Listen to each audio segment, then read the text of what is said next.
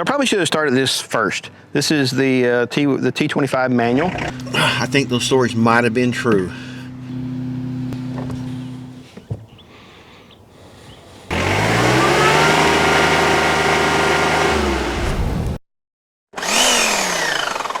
Thing is would, you know, I get this question all the time, would you buy the T25 again? Absolutely, I would buy the T25 again.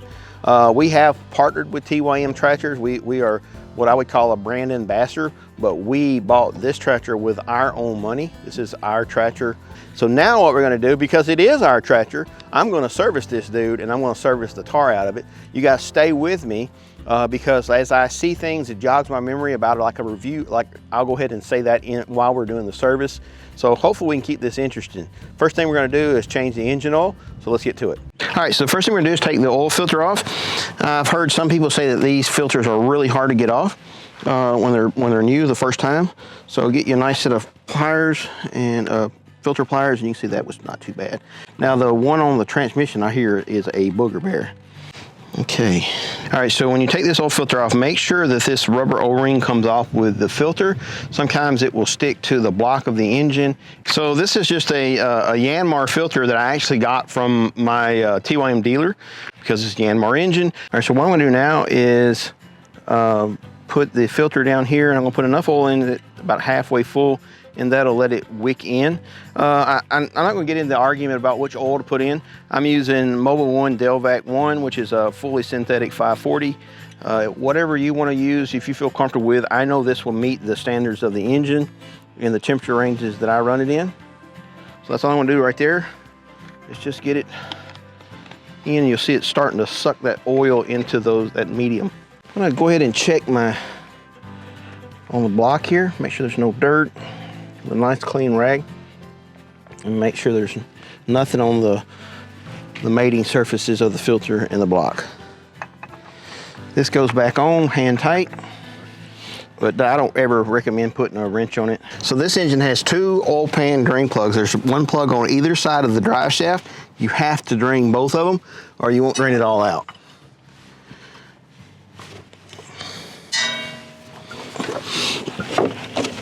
And I forgot to remove the cap for the oil pressure. So we should have removed the cap over here.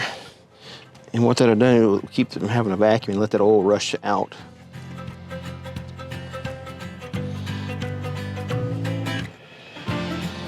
So this has a surge tank on it right here, and it's got a full and half. But when you're doing your service, go ahead and pop the actual radiator cap off just to make sure that system's working correctly.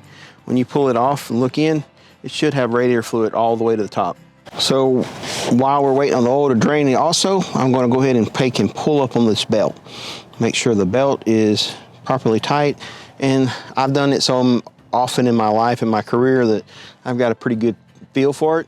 There's some actual specs on how much deflection the belt should have. So if you're unsure and a novice at it, then, you know, read the book. It'll tell you what to do. So many half-inch deflection or something like that. Also, while you're waiting on the oil to drain out, you can go through and if any doubts, I've already done this, but each one of these hose clamps on your radiator hoses, I went through and double checked and tightened these right after I bought the tractor. I went ahead and went through it all and just made sure that everything was tight from the factory. I wanted to make sure myself, and I'm kind of a perfectionist when it comes to maintenance. I run my equipment hard, so I need to make sure that it's good. So again, while you're waiting on the oil to drain all the way out, there's two little clamps on your air filter here. Just flip the clamps back and pull this out. Well, I'm not expecting anything to be wrong because we've not used this in a dusty environment yet. During the summer when we're mowing, that's gonna change. So you can see here, that air filter is pretty much perfectly clean, as I would expect it to be in the kind of environment it's been. It's been worked hard, but it's been in a damp environment without any dust. So a lot of people don't know what this little nipple is. If you see here, there's a little nipple at the bottom of your air filter. So it's kind of like a cyclone in here. So as the air is sucked into the air filter, the dust will bunch up at the bottom here. So each morning before you start your tractor, you come out here, pop the hood, check the oil, and you flick that nipple and it opens up and lets the dust fall out. So it's a way to keep the dust from getting into the actual air filter itself. A lot of people don't know that anymore. So when you put that back on, you always make sure that nipple's face down. Okay, so I think we are ready to put oil in right after we put the drain plugs in. So let's go put the drain plugs back in, and then we will add oil. All right, so I'm gonna wipe my drain plugs back off really well. Make sure there's no grit, grime. Again, remember there's 2 drain plugs. If you forget the one and put it in the put the oil in it, it's gonna pour right out the other side. So what I've done here, I have the manual for my tractor, but I just wanted to point this out to people. So if you are somewhere you're working on a tractor and you don't have your manual, you can go to the TYM website, and it's TYM World, TYM.world. That's their website. And then you can download, you go to the TYM tractor, go to the scroll to the bottom, it'll say manual, you click on the manual, and you can download the manual in English, Spanish, French, I think, several different languages. And there's also a parts manual you can download, so you can get like an exploded view of a part, and it's, that's pretty handy sometimes too. It might let you see the inside of the tractor. So I just wanted to double check and make sure I have my manual pulled up right here, and it worked perfectly. So I probably should have started this first. This is the T25 manual, and we're going to be doing the 50-hour service. And you turn to the maintenance section, and it gives you a maintenance schedule, and it shows you what is required to do at the 50-hour service. So the first 50 hours, you need to change the engine and engine oil filter. You go through and check. You check your coolant level pretty much every day. You're supposed to check your coolant level and your oil, fan belt tension, battery connectors, electric connectors. You're basically just going to do checks other than changing the oil and oil filter. And then you get to the transmission, it's required to change the transmission fluid at 50 hours. It's required to change the hydraulic oil filter at 50 hours. And then it's required to change the front axle oil at 50 hours. So those are the things that we have to do to complete the 50-hour service. And then you're going to do your normal things like go ahead and grease the tractor. This is a really good time to go through and hit every grease point on the tractor. Your pedals have grease fittings, your front axles have grease fittings. So you want to go through and hit those a couple shots of grease on each one of those. And then that's going to really make the tractor last a lot longer. All right, so I'm looking at the engine oil specs, and it says that the oil should be CJ4 grade or higher. This meets and exceeds CJ4, so we're in good shape with this oil, the Delvac. It's the Delvac, Mobile Delvac 1. It's the fully synthetic oil. And let's see here. It says quarts. It's going to be basically 3 quarts of oil. I think that's 3 quarts brings it to the very bottom of the oil stick, and I think it'll end up getting a little bit more. We'll put 3 quarts in for now and then crank it up and see what happens. This tractor has 2 oil caps. There's one on the top and there's one on the other side. The reason being is this tractor engine, it's a multi-purpose engine, goes in a lot of different manufacturers. The same engine goes in like John Deere, that goes into multiple different tractors. So in different applications, there might be a blockage where you can't put oil in one or the other. In our case, we can put oil in either, so it doesn't matter which one you put in. If you see one of these orangish yellow lids, you can take it off and put engine oil there. So we put a little bit of oil already. This is a 1 US gallon, so this is 4 quarts, and we've already put a little bit, so we're going to go down to let's see, we're going to go down to where this much left, and that'll say that we put in 3 quarts already. And then we'll check the oil. I think it's going to take a little more, maybe not. I've never done this oil pan before.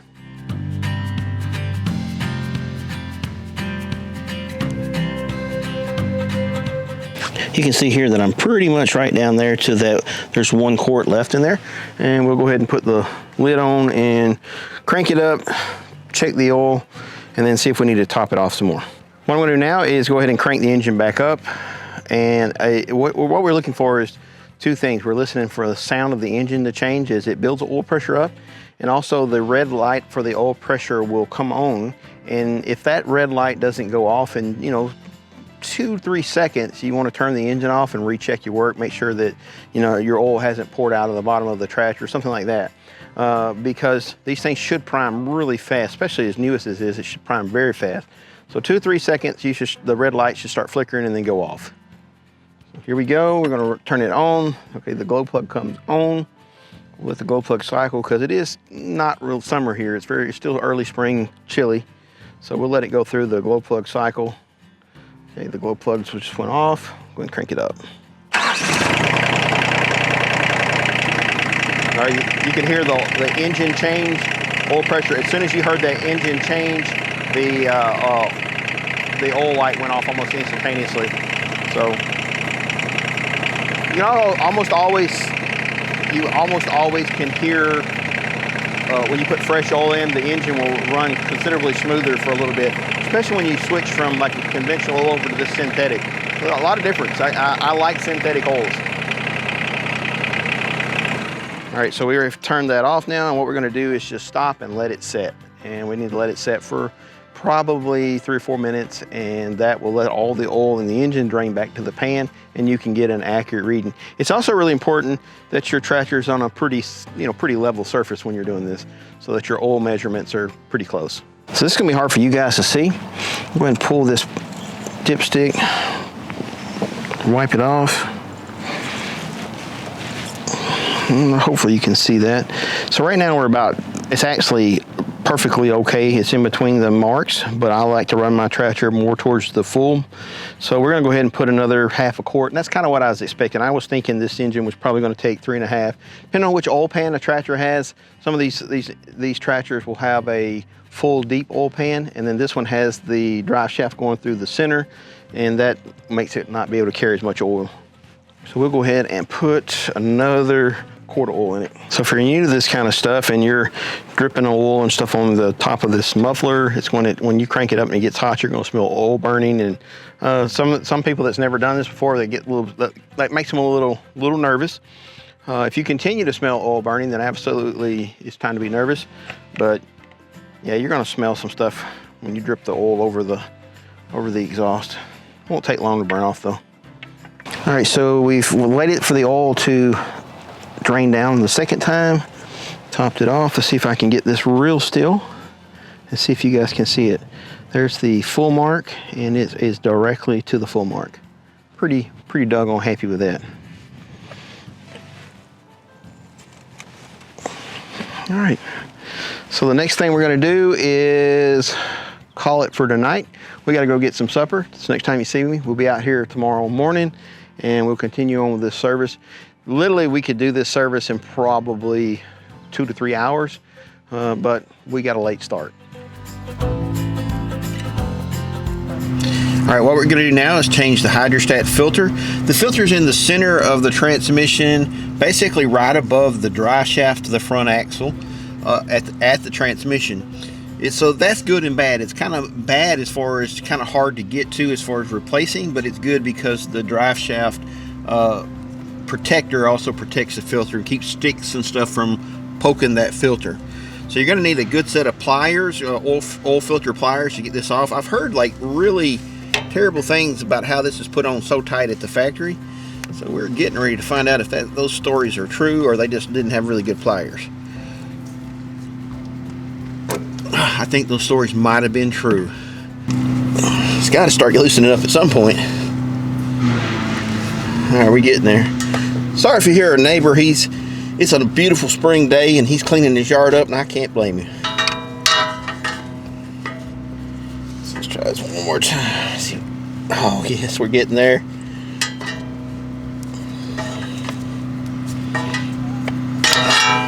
So this protector, this is your drive shaft protector. As the oil drips down, it's going to act like a tray, and that oil is going to drain down and drain out the back right here at the base of the transmission. So that's just the way it's going to happen. Yep, it's pouring directly into that. And look at it come out there. So, yeah. I really would rather it fall straight down, but I'm not too worried about it. Whew. Coming out both ends. Wind started blowing on me. So according to the book, I will not need to change the hydraulic fluid again for 500 hours. I'll have to look to be sure, but I think you can just change the filter out at 250 and then you rechange the hydraulic fluid out at 500. But I'm probably going to change mine more often than that because we really work our tractors hard. If you're just, poking around your farm and not really using the tractor for heavy loads, but we do stuff like wood chippers and the grapple, we really use our hydraulics pretty heavily with a third function. So again, just like, can you see that up in there? The shiny silver thing? Yeah. All right, so I want to make sure you guys can see that.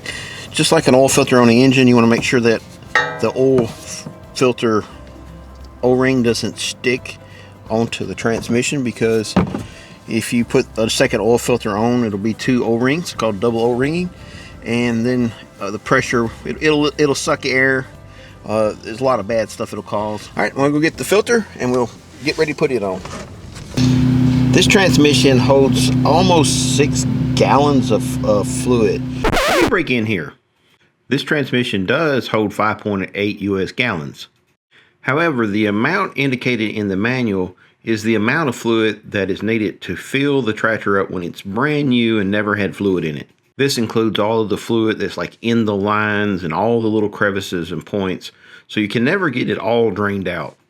Taking an educated guess that may not be entirely accurate, it was about 4, maybe just a little bit over 4 gallons that actually came out of the tractor. Long story short, if you drain all the fluid out and put 5.8 gallons back in, it will be over full. I had my wife watch the sight glass and I filled it up until the fluid hit the very, very bottom of the sight glass, and then I stopped pouring. This allowed the remaining amount of oil to drain down into the bottom of the transmission. This showed slightly overfilled in the sight glass. I then started the tractor and burped the air bubbles out of the system, and it was absolutely spot on. I also heard rumors that this plug was really hard to get off. And that rumor would be true as well.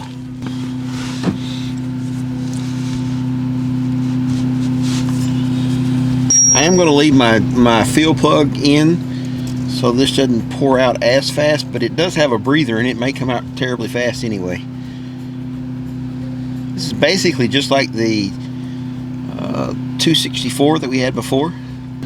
There's the metal on the magnet. I'm afraid that's going to get too full. All right, so I wiped off the oil drain plug of the transmission, and you can see here these little curly cues. This is perfectly normal. This is left over from the machining process. This is very moderate or minimum. It's just there's nothing to worry about here. And what you're worried about when you go to look at your transmission is big chunks, like broken chunks out. That's when you got to start worrying. This little fine stuff wearing in, that's no worries. All right, what we're gonna do now is take the strainer off of the transmission, and we're gonna probably rinse the strainer out, make sure that it looks, there's no damage to it. And what I've done in the past when I did the 264 is I went ahead and pulled this pin here out. This is very important to take the wheels off. It makes it so much easier. It takes you just a few minutes to take the wheels off, get them out of your way. Another thing I've seen in the past are people that talk about you got to release the brake pressure, obviously. They talk about that you can't get to this because the backhoe frame's in the way. Guys, don't try to service your tractor with a backhoe on. It literally takes like 3 to 5 minutes to take your backhoe off, and it will make your life so much better. Also, take your tires off. It takes just a few minutes to take your tires off, and you can inspect and really get to this stuff. It makes it easy. If you try to work around that backhoe frame and the tires, you're gonna not have a good experience. And with this, I just right to the parts. It's not hard at all. And what I am gonna do is rinse this off a little bit with brake cleaner and wipe it down, because I don't want to get a bunch of dirt in this. And I'm going to take this rubber hose off prior to us removing the hose, or removing the two bolts, because it'll keep that stable. I need my nut driver.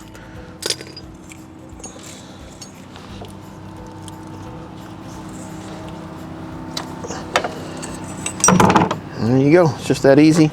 And like I said, if you try to do this with a backhoe frame on, it's next to impossible.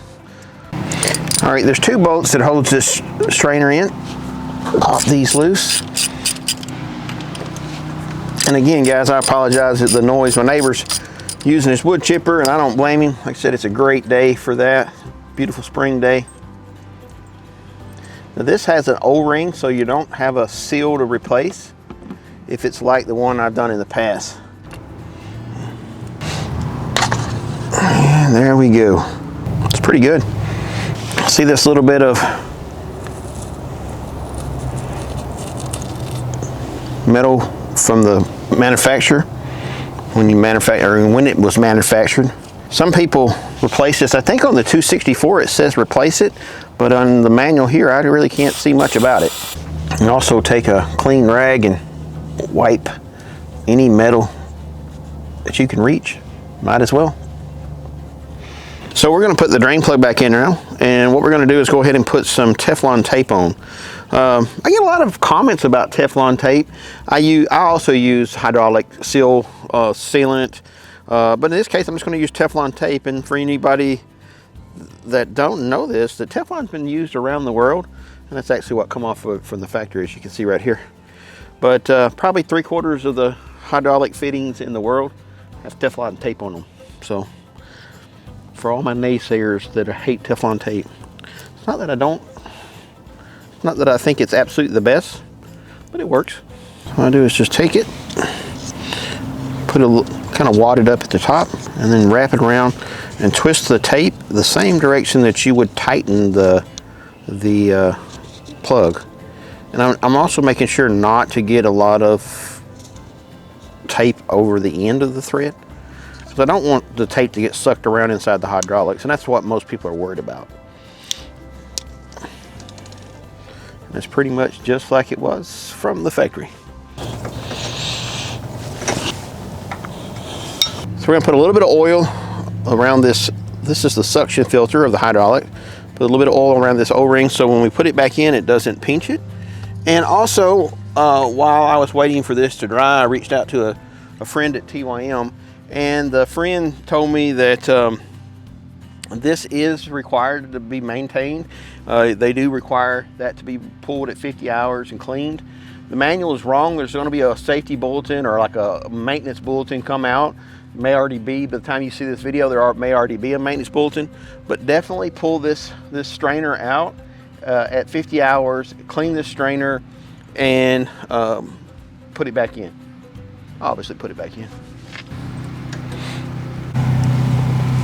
So now that the strainer's in, we're going to put the rubber hose on, and we should tighten this all down and put the filter on. We'll be close to putting oil in this thing.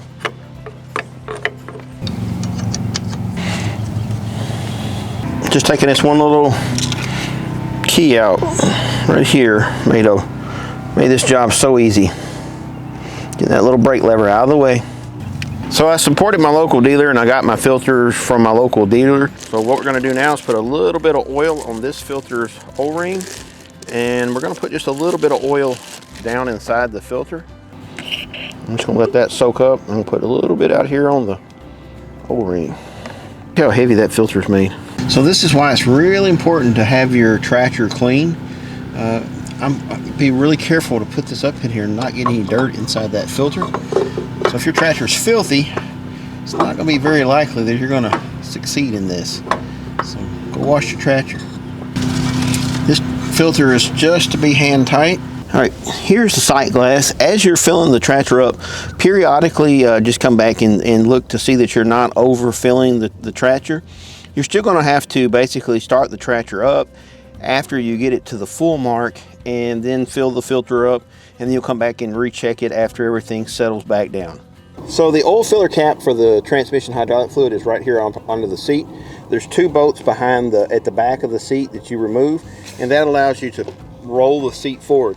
Now you can reach the oil filler cup with this, but to me it's easier to just get this out of the way.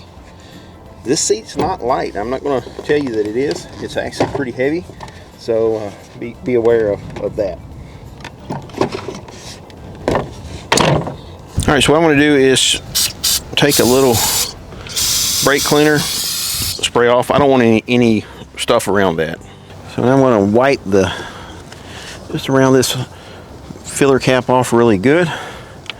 Wipe these hoses. I don't want any dirt falling inside this thing. So that's my hydraulics are important to me. They're important to be clean. Let's remove this little. Mine has all these hoses. Yours won't have these. This is the way I run my extra rear remote. So this will be all open for you, quite a bit easier to do. Put our funnel here. Try and get it in a place where it's going to stay as we pour. Make sure your funnel's good and clean. I don't prefer 5-gallon cans. I prefer 2.5-gallon cans, just because of this reason right here. This is a pain to pour. It's heavy. Plus this stupid stuff is $83 a 5-gallon can. So every group it drops away, it's money pouring out. Okay, we got the fuel plug in, and we filled the oil up to just a little bit above the full line on the tractor sight glass. And what we're going to do now is crank the tractor up, and we're going to use the pump to bleed all the air bubbles out of the system. Now this is another benefit of having the rear wheels off the tractor. I can't tell you how strongly I recommend this. I'm going to take the brakes off right after I start the tractor, and then I'm going to walk around and use the hydrostatic pedals to move the axles back and forth. And what it's going to do is get all of the air bubbles out of the system while we're sitting here level, and then I can top the fluid back off. So let's get it cranked. I'm taking the brake off.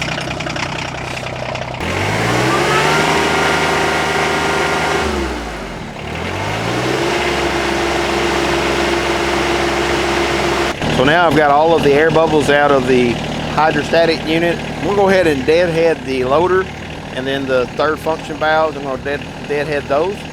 Now we'll turn it off, and we got to wait for 4 or 5 minutes, let everything settle back to the bottom, and then see how much more fluid we need to put in it. All right, now you can see the sight glass is pretty much perfectly just over the red dot. I know several people that actually run their oil to more towards the top of the sight glass and not had any problems with running a little bit extra. I'm not recommending that, but so if you get it a little bit over, I think you're going to be fine. Just once you get past the sight glass, then you have no idea how much you have it over. So now we're going to move to the front axle. Hey, while in the middle of this service, one of our shirts, our new shirts came in, and it's still got the normal Tony's Tractor Adventure logo on the front, but it's got some of our Sawmill wisdom on the back. And this one here, I believe, says, if you're going to be dumb, you got to be tough. That's a saying I've heard all of my life. I just love that saying. And it's so true, and it's really wisdom. So if you guys are interested in getting one of these shirts, there's a link at the bottom of the video, and I'll put in the description, I'll put a link to our Teespring store, and that just helps support the channel. So we're at the front of the tractor, up onto the front axle, and we're going to end up taking 5 plugs out of this front axle. There's 5 quarts of oil in here. So we're going to take the center one out first, and before you take the center one out, you want to take the drain plug or the drain filler plug cap loose a little bit so the air can get through it. It'll make it drain so much faster. All right, so this is the drain fill plug right here on top of the axle on your right side as you're setting down the tractor. It also has a dipstick. So what we're going to do is just set this off to the side, and it's going to break the vacuum. If you leave this in, what's going to happen is there's going to be when the fluid rushes out, it's going to be a vacuum, and it's not going to let the fluid go out as fast as you would like it to. So the next thing we're going to do is we're going to pull the center plug. So that plug is on there, and my biggest crescent wrench is over at the farm. So all I have with me right now is this big giant pair of adjustable pliers. And it's a good set of adjustable pliers, so it is working just fine.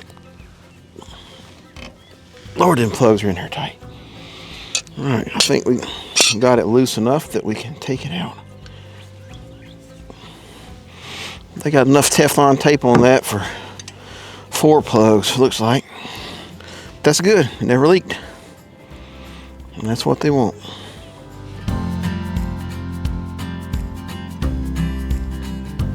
Each axle hub on each side has 2 plugs. So it's got a drain plug and then a breather plug, if you will. So what we're going to end up doing here is we're going to remove this drain plug, and we're going to remove the top plug. This is what's really important, to remove the tires. So you're going to remove this top plug so that when you're pouring oil in the other side, as this oil comes down, goes through the bearings and then back up the other side, that there's a place for the air to escape. If not, it will literally take you hours to fill this thing back up. You really need to take these plugs out. It makes it very, very convenient and very, very easy to fill the axle back up with oil. All right, so we're going to put this Teflon tape on the center drain plug. We're going to put Teflon on everything, mainly because I don't have any pipe dope with me right now, and I don't want to go back to town, and this will last forever. Now we're going to put the main plug back in under the axle. All right, so we're going to remove the bottom axle drain plug.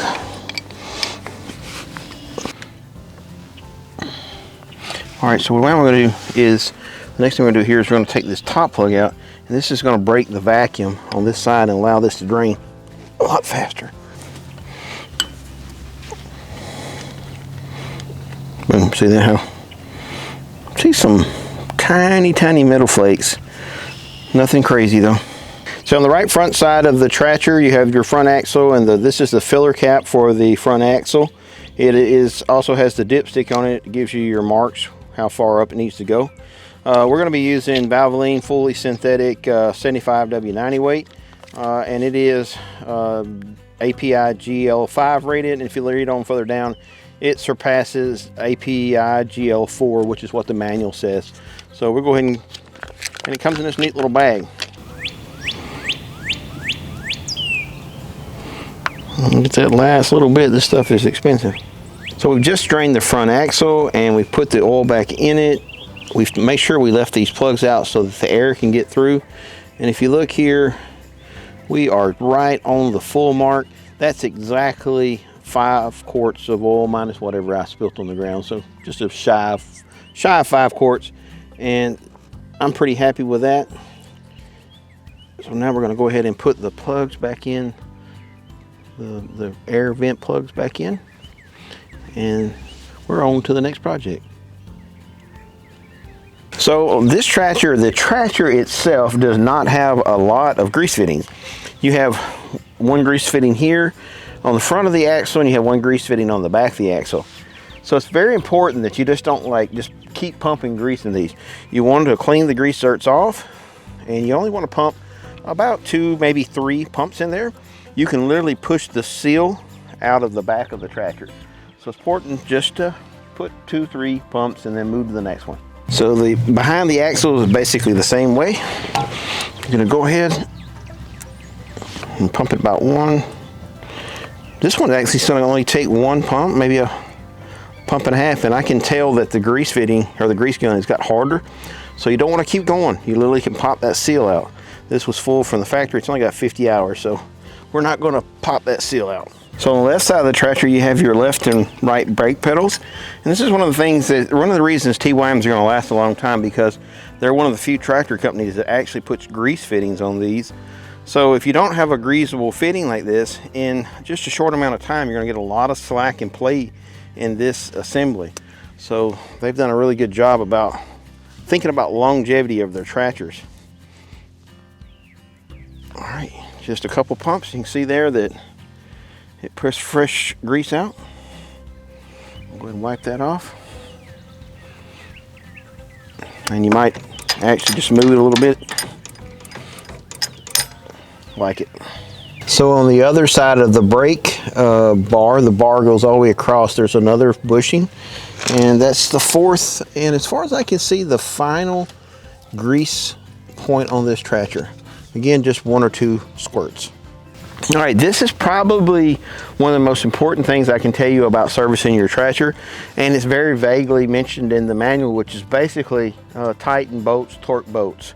So the loader on this tractor and every manufacturer out there, I don't care what brand, I've owned several brands of tractor, and every loader over a period of time has moved and wiggled and caused the bolts to back off and become loose. So at least every 100 hours, you want to come back and double check these bolts. All these big bolts that have anything to do with your loader or your loader frame, make sure that you retighten these up. You can pick up a geared electric impact gun, say at Harbor Freight. That's where I got this one here, and it's inexpensive, but yet it applies enough torque. You don't have to have expensive like impact guns to do this kind of stuff.